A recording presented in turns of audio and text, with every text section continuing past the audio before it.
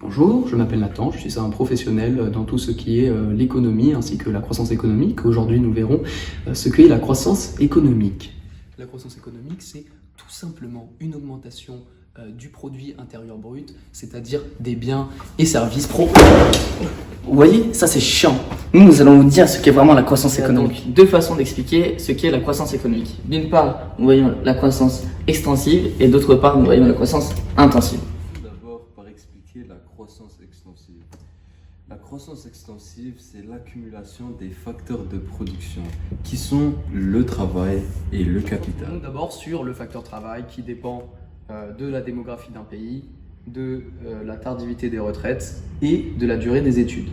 On peut aussi parler de la législation, donc les congés payés et la durée de travail par semaine. Par exemple, en France, on est à 35 heures par semaine, alors qu'en Corée du Sud, on est à plus de 68 heures par semaine en 2018. Ah ouais, on prend rien nous. Du côté du facteur de capital qui passe par l'investissement, il existe 4 formes d'investissement, matériel ou immatériel et privé ou public. La croissance extensive se base donc sur l'accumulation de ces facteurs travail et capital. Maintenant, passons à la croissance intensive. Croissance intensive qui se base donc sur le progrès technique, comme nous le démontre Joseph Alois Schumpeter. né en 1883 et mort en 1950.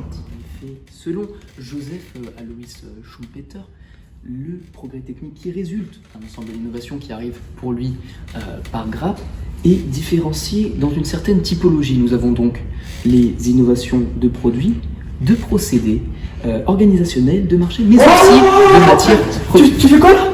Eh bien, j'expliquais. Non, tu parles.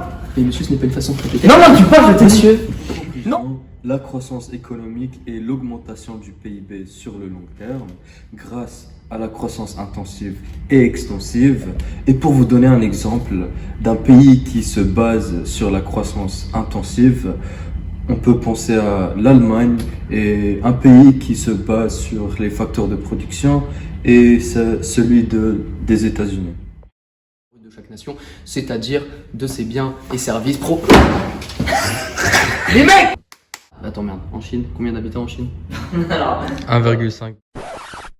Démographie, donc le nombre d'habitants, la tardivité des retraites. La tardivité. la croissance extensive qui vient donc du progrès technique, Intensive.